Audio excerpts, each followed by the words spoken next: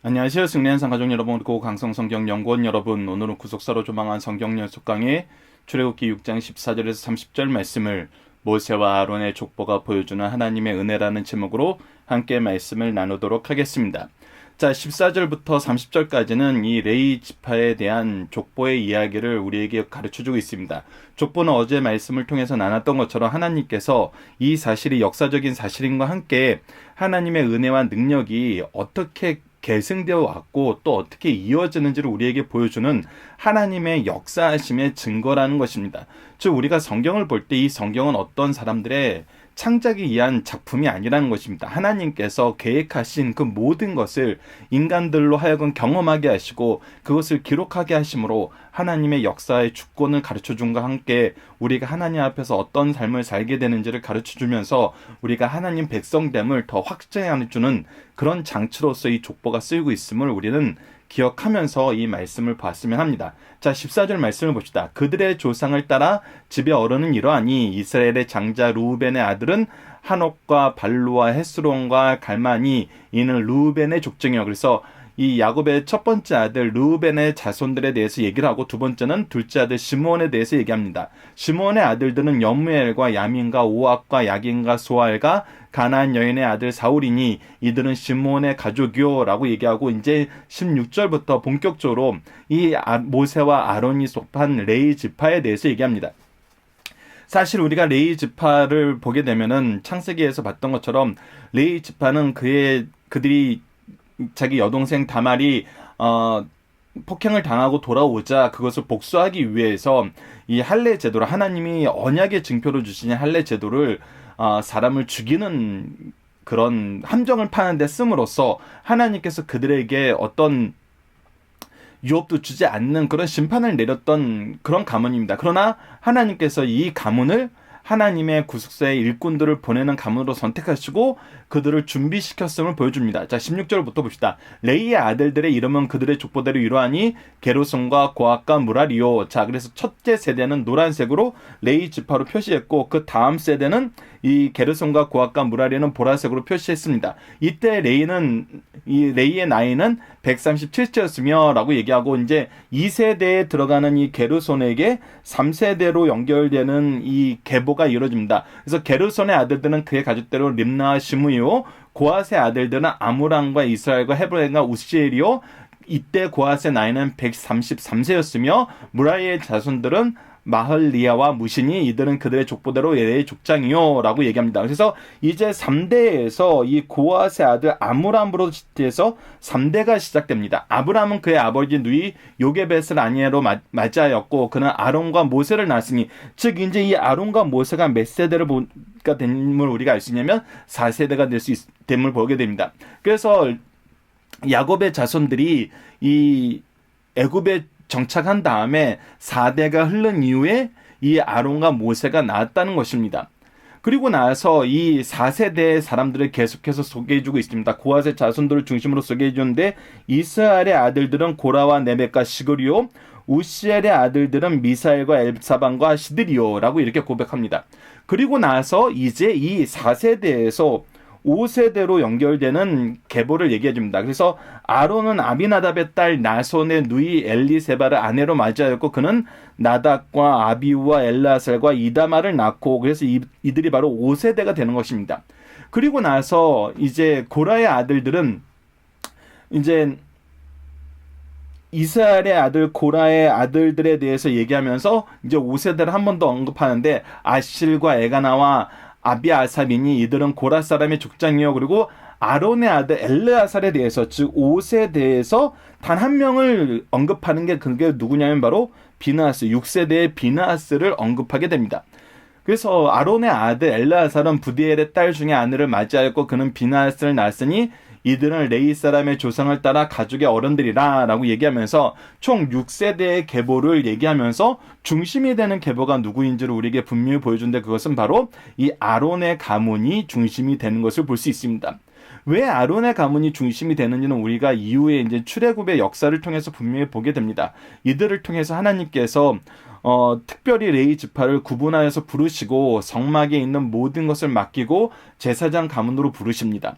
그리고 나서 이들을 통해서 하나님께서 예배의 제도를 만드시고 하나님과 함께하는 삶을 이 가문이 계속 이어받는 것을 보게 하시고 이들로 하여금 이스라엘에게 하나님을 가르치고 예배를 가르치고 속죄를 위한 제사장 직분을 감당할 것을 하나님께서 말씀하시고 명령하시고 그 안에서 그 직분을 수행하게 됩니다. 그 직분을 수행할 때 잘하는 면도 나타나고 잘못된 부분도 나타납니다. 이것을 이제 앞으로 보면서 우리가 하나님께서 이 제사장 가문을 얼마나 중요하게 생각하시고 이 가문을 통해서 역사하고 싶어 하는지를 이 계보를 서술하는 걸 통해서 우리에게 미리 가르쳐 준다는 것입니다. 그러고 나서 이제 26절에서 30절을 보면은 이 아론과 모세의 역할에 대해서 얘기하고 하나님께서 모세를 하나님이 구속사를 이루는 중심 일꾼으로 세우신 것을 다시 한번 얘기하면서 하나님의 뜻을 어떻게 실천해야 되는지를 가르쳐줍니다. 26절을 봅시다. 이스라엘 자손은 그들의 군대대로 애굽 땅에서 인도하라 하신 여호와의 명령을 받은 자는 이 아론과 모세요. 애굽 왕 바로에게 이스라엘 자손을 애굽에서 내보라 말한 사람도 이 아론과 모세였더라. 자, 분명히 보시죠. 하나님께서는 이스라엘 자손을 그들의 군대대로라고 표현합니다. 이들은 아직 군대가 아니에요. 노예예요. 그런데 이들을 하나님께서 무엇이라고 표현하냐면 하나님의 군대, 이스라엘 자손의 군대라고 표현한다는 것입니다. 즉 하나님께서 이들에게 무엇을 주시겠다는 거냐면 군대로 표현한 이것을 통해서 승리를 주시겠다는 거예요. 하나님이 주시는 승리가 이들에게 허락된다는 것입니다. 이들이 승리한 군대의 모습으로 애굽 땅에서 나오고 가나안 땅으로 들어가게 된다는 것입니다. 이 일을 하게 하기 위해서 하나님께서 명령받은 자, 하나님으로부터 명령받은 자가 바로 이 아론과 모세요. 또 애굽 왕 바로에게 이스라엘 자손을 애굽에로 내보라고 말한 사람도 이 모세와 아론이었더라. 즉 하나님께서 이 모세와 아론을 선택하셔서 하나님의 구속사의 능력 있는 일꾼으로 삼으신 것이고, 그 삼으시는 것을 언제부터 계획하셨냐면 이미 레위 지파가 이 땅에 와서 그들의 가문을 통해서 하나님의 구속의 역사가 일어날 것을 하나님께서 미리 준비해 놓으셨다는 것입니다. 그리고 준비하신 안에서 이들이 선택받아서 일하고, 이것은 앞으로 또 어떻게 된다? 모세와 아론의 계보까지 딱 보여주고 끝나는 것이 아니라 그 이후의 계보를 계속 우리에게 서술해 줌으로써 이것이 앞으로 어떻게 된다? 계속 계승된다. 그래서 우리가 중요하게 봐야 되는 것은 무엇이냐면, 하나님께서 우리에게 어떤 일을 맡기실 때 하나님은 반드시 우리보다 먼저 준비하십니다. 그리고 오늘 본문 말씀에서 이 28절에서 30절에서 나타나는 것은 하나님께서 동행하신다는 것입니다. 동행하신다는 것은 단순히 우리가 하는 걸 옆에서 도와주는 것이 아니라 사실은 하나님이 하시고 우리가 하나님이 하시는 일에 동행함을 받게 되는 것이죠. 그래서 하나님이 하신다는 것입니다. 그리고 나서 분명히 뭐하게 한다는 겁니까? 열매 맺게 하는데, 이 열매 맺음이 우리가 가문에서는 어떻게 나타나면 계승으로 나타납니다. 신앙의 계승으로 나타나죠. 그래서 신앙의 계승의 이 계보를 더 중요하게 여기는 것입니다. 지금 우리가 이 레위 자손의 계보 안에서도 이 모세와 아론을 낳는 고앗 자손, 아므람 자손, 이 가계를 우리가 중심으로 서술을 하는 것처럼 우리가 항상 사모하고 바라봐야 되는 것은 이 신앙의 계승, 하나님의 역사의 계승, 하나님의 뜻의 계승을 우리가 이어받는 것을 즐거워하는 것이 이 성도의 삶이라는 것입니다. 그래서 신앙을 계승하는 자녀가 하나님이 쓰시기 가장 기뻐하는 자녀라는 것을 우리는 이 말씀을 통해서도 확인할 수 있다는 것입니다. 그래서 계속해서 이제 27절 말씀을 봅시다. 28절 말씀부터 봅시다. 여호와께서 애굽 땅에서 모세에게 말씀하신 날에 여호와께서 모세에게 말씀하여 이르시되 나는 여호와라. 내가 내게 이르는 바를 너는 애굽 왕 바로에게 다 말하라. 뭐라고 얘기하시냐면, 하나님께서 너를 선택하여서 너를 쓰시는 방법은 무엇이냐면, 쓰시는 내용은 무엇이냐면 바로 여호와께서 이른 바를 다 말하라는 거예요. 다 말하라는 거. 이것은 지금 현대 목회자나 성경 전문 교사들에게 얘기하는 것입니다. 우리가 성경을 가르친다 그럴 때, 하나님의 뜻을 전한다 그랬을 때 오직 하나님의 말씀만을, 하나님 말씀 전체를 전하는 것이라는 것입니다. 오직 성경만을 전하고 성경 전부를 전한다는 것입니다. 이것이 하나님께서 모세에게 명령하셨던 것이고 우리가 지켜야 되는 것입니다. 그때 30절에 대답이 나올 수 있습니다. 보십시오. 모세가 여호와 앞에 이르되 나는 입이 둔한 자이오니 바로가 어찌 나의 말을 들으리까. 나는 능력이 부족합니다. 나는 할 수가 없는 일입니다. 내가 해봤자 그들은 나를 무시합니다. 내 힘으로는 이거 안 됩니다.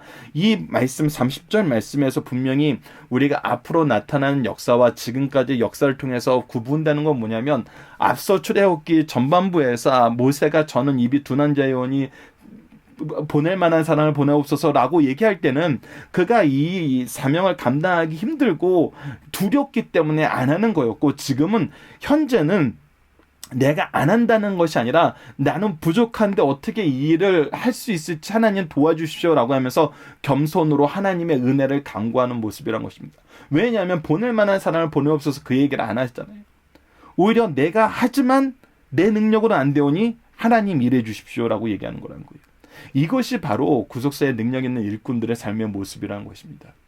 이랬을 때 하나님의 능력이 나타나고 역사가 나타나고 하나님의 살아계심과 하나님이 우리를 사용하심과 하나님의 뜻이 이루어짐이 나를 통해서 모든 사람들에게 나타나는 것입니다.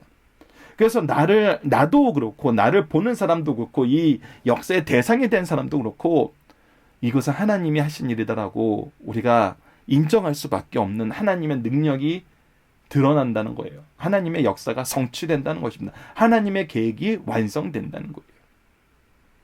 자, 우리가 다시 한번 계보를 통해서 간단하게 보도록 하겠습니다. 레위 가문의 계보, 여러분들 책에도 있는데 여러분들 책에서 잠깐 수정해 주셔야 될 부분이 바로 이 아론의 아들 맨 마지막 넷째 아들이 엘라아살인데 엘라아셀로 잘못 표기되어 있고 우리 이 오늘 본문 말씀에 이 비느하스까지 나타나 있기 때문에 여러분들이 이 부분까지 정리를 해주시고 보면은 이제 레이의 자손을 보면 게르솜과 고앗과 무라이가 바로 레이의 첫 번째 인진 자손으로 우리가 조금 전에 이거를 이제 12지파의 행성을 보면 1세대, 2세대, 3세대, 4세대, 5세대, 6세대 죄송합니다. 이렇게 표현을 했습니다. 그래서 이들을 보십시오. 이 성경의 기록을 보면은 어느 가문이 중심돼서 기록이 되어 있냐면 바로 하나님의 역사하심에 순종하고 그 뜻에 따를 사람들을 먼저 기록해 놨다는 거예요. 자, 여기서 이제 우리가 다시 한번 창세기의 복습이 들어가야 됩니다. 그렇다면 다른 가문들은 전혀 쓸모없는 가문이고 전혀 쓸모없는 그런 오히려 뒤로 밀리는 가문인가 했을 때 여러분들 이것이 정말 잘 봐야 되는 부분인데 우리가 요셉에 대해서 이 사도행전 7장에 스데반의 설교를 통해서 무엇을 봤냐면 형들이 그를 시기하는 고로라고 해서 시기하였다는 표현이 나와요. 그리고 요셉이 창세기 마지막 부분에 계속해서 자기 형제들한테 얘기하는 건 뭐냐면 하나님이 당신들을 구원하기 위해서 나를 보냈다는 거예요. 그러니까 하나님이 선택하신 일꾼이라는 것은 하나님이 선택하신 일꾼의 가문이라는 것은 하나님께서 이들을 먼저 쓰시는 거 맞아요.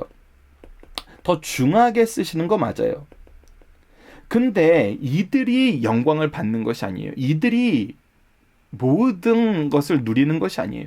오히려 이들을 통해서 하나님은 무엇을 이루세요? 구원을 이루세요.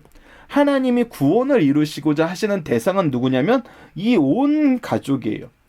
즉 이 모세와 아론은 이 온 가족을 구원하기 위한 하나님의 축복의 통로가 되는 거예요. 그렇기 때문에 이들은 더 수고해요. 더 열심히 해요. 근데 이들을 통해서 하나님이 이루신 건 뭐예요? 온 가문의 구원이었어요. 그래서 요셉이 계속 이것을 얘기하는 거거든요. 나를 요셉 예굽 땅에 보내신 것은 여러분들을 구원하시기 위한 하나님의 계획이었다는 거예요. 그러니까 하나님이 여러분들을 사랑하심을 나를 통해서 보여주신 거라는 거예요.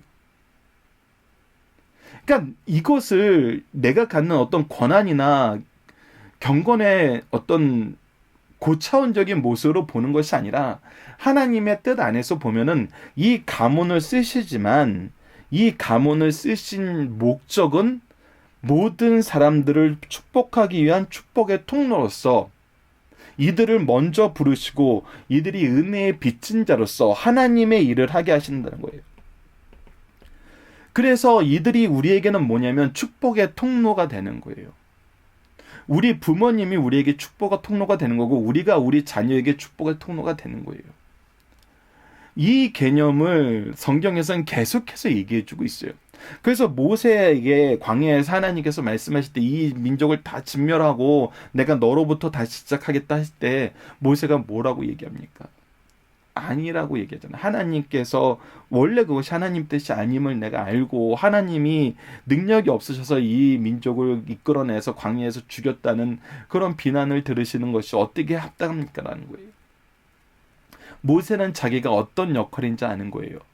나를 통해서 하나님은 이 민족을 구원하시려고 하시는 것이 하나님의 계획임을 아는 거예요.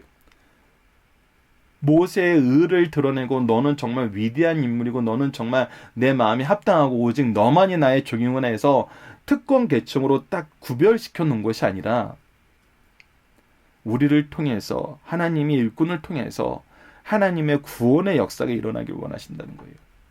이것을 가장 확실하게 보여주신 분이 예수님이잖아요.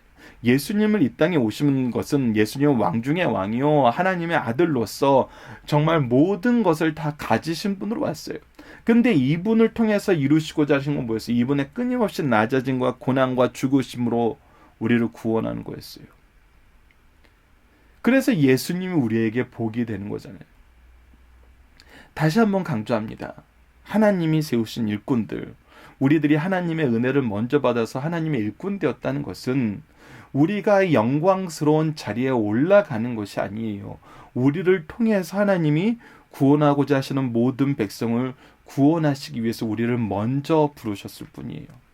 그래서 우리는 먼저 은혜를 받은 자로서 은혜의 빚진 자로서 하나님의 마음으로 온유한 마음으로 섬기는 마음으로 제사장적인 신앙을 가지고 그들의 회복을 위해서 애통하는 삶을 사는 거예요. 근데 이것이 우리에게 기쁨이 되고 능력이 되고 하나님이 주신 참된 소망이 된다는 것입니다. 왜? 하나님의 사랑이 나를 그렇게 부르시거든요. 하나님의 사랑 안에 있고 하나님과 동행한다는 것보다 더 기쁜 일이 없거든요. 그래서 내가 어려서부터 이 하나님과 동행함과 하나님과 함께함의 기쁨을 알았다면은 나는 정말 행복한 사람이라는 거예요.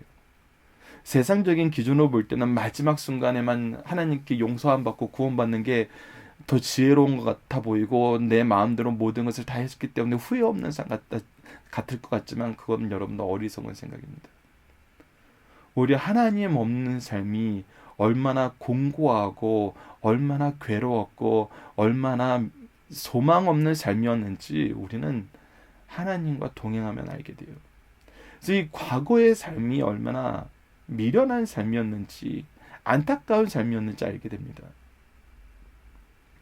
여러분들 참된 소망이 있다는 거, 믿음의 능력이 있다는 거, 사랑으로 우리가 하나 될 수 있다는 거는 이 세상이 줄 수 있는 어떤 것보다 더 가치 있는 것입니다. 왜? 이것은 하나님이 주신 것이기 때문에. 우리가 하나님이 주신 것을 가지고 사는 삶이 행복한 삶이지 하나님이 주신 것을 거부하면서 내 마음대로 사는 것이 결코 행복할 수 없음을 우리는 말씀을 통해서 신앙의 선배들을 통해서 선조를 통해서 이미 알고 있습니다. 우리가 많이 가진 삶이지만 행복 지수는 계속 떨어지잖아요. 행복하지 않아요, 여러분. 평안하지 않아요, 여러분. 하나님이 함께 하시는 것이 행복하는 거고 하나님의 일꾼으로 쓰임받는 것이 행복하는 거고 그리고 참 열매와 참 능력이 나타나는 삶이라는 거 우리가 계보를 통해서 다시 보고 내가 일꾼 되었을 때 겸손하고 누군가가 일꾼 되었을 때 시기하지 마십시오. 그들은 하나님이 나를 위해서 준비해 놓은 사람입니다. 자, 본문 묵상을 통해서 간단하게 복습하시다. 하나님의 구원의 사명을 받아 바로에게 말을 전하는 자들은 누구입니까? 바로 하나님께서 미리 준비하신 모세와 아론이라는 것입니다. 하나님께서 모세에게 명령하신 것은 무엇입니까? 하나님의 말씀을 전부를 전하라는 것입니다. 하나님의 말씀만 하나님 말씀 전부를. 모세는 지속적으로 무엇을 말하나요? 나의 연약함을 얘기합니다. 이것이 사실 우리의 모습이에요. 우리가 하는 거 아니에요.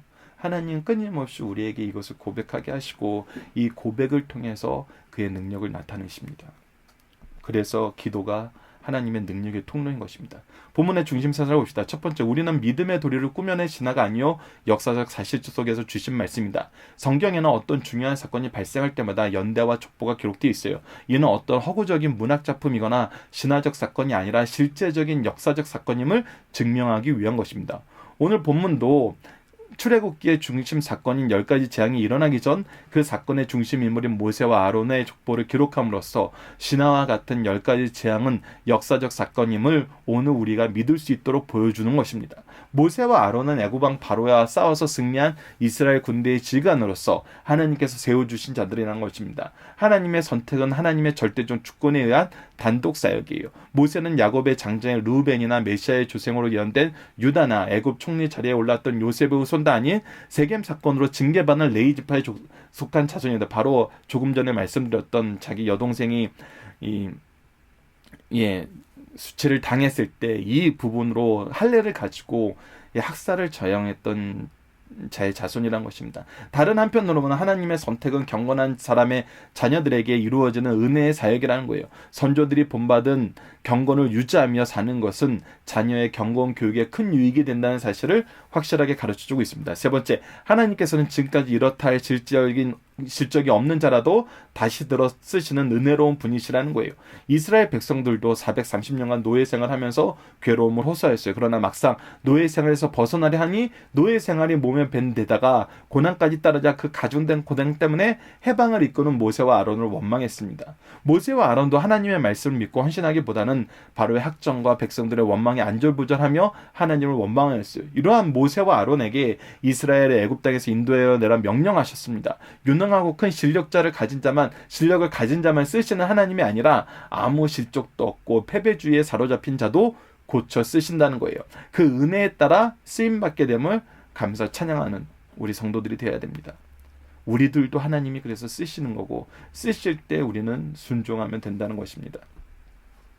자, 본문 다짐입니다. 아론의 아들은 누구입니까? 라고 했을 때 이제 아론의 아들들에 대해서 특히 이제 우리가 성경에 보면 나답과 아비후가 나타납니다. 첫째 아들과 둘째 아들인데 이들은 이 하나님께서 제사장의 직분을 맡겼을 때 하나님께 구별되지 않은 불을 사용함으로써 하나님의 징계를 받아서 죽게 되는 그런 역사가 나타나게 됩니다. 이런 것을 보면서 우리가 이 교훈을 받아야 되는 것은 하나님께서 값없이 자격 없이 부르시지만 부르시고 난 다음에는 우리가 우리 마음대로 하는 것이 아니라는 거예요. 하나님의 뜻대로 한다는 거예요. 해야 된다는 것입니다. 그래서 이런 것이 사실은 모세와 아론의 족보를 통해서 좀 많이 나타납니다. 자, 모세와 아론의 족보를 보면서 받게 되는 교훈은 무엇입니까? 하나님께서 준비하시고 하나님께서 동행하시고 함께 역사하시고 하나님이 역사하신데 쓰시고 사실은 하나님이 중심이 되는 것이죠. 그리고 반드시 이것을 계승하게 된다는 것입니다. 세 번째, 하나님의 주권적 선택이 주는 의미는 무엇입니까? 우리의 자격이나 우리의 배경이 아니라 모든 것이 하나님의 뜻이고 모든 것이 하나님의 은혜에 의해서 실현된다는 거예요. 그래서 우리는 이것을 자랑할 수 없고 이것을 우리의 것으로 우리의 어떤 업적으로 여길 수 없고 우리는 오직 온유함과 겸손함으로 사랑으로 하나님의 일을 하게 된다는 것입니다. 하나님 앞에서 모세는 어떤 자입니까? 사실 하나님을 대면하는 놀라운 은혜를 받은 사람입니다. 그러나 그가 끊임없이 고백하는 것은 자기의 연약함입니다. 우리도 이것을 봐야 됩니다. 하나님이 우리에게 은혜를 주시고 우리에게 중요한 역사를 맡기셨습니다.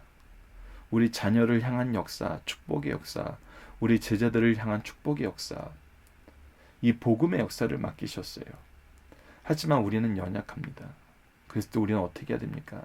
하나님께 기도하고 하나님을 신뢰해야 됩니다. 하나님의 뜻을 신뢰하고 하나님의 방법을 신뢰하고 하나님의 결과를 이끄심을 신뢰해야 됩니다.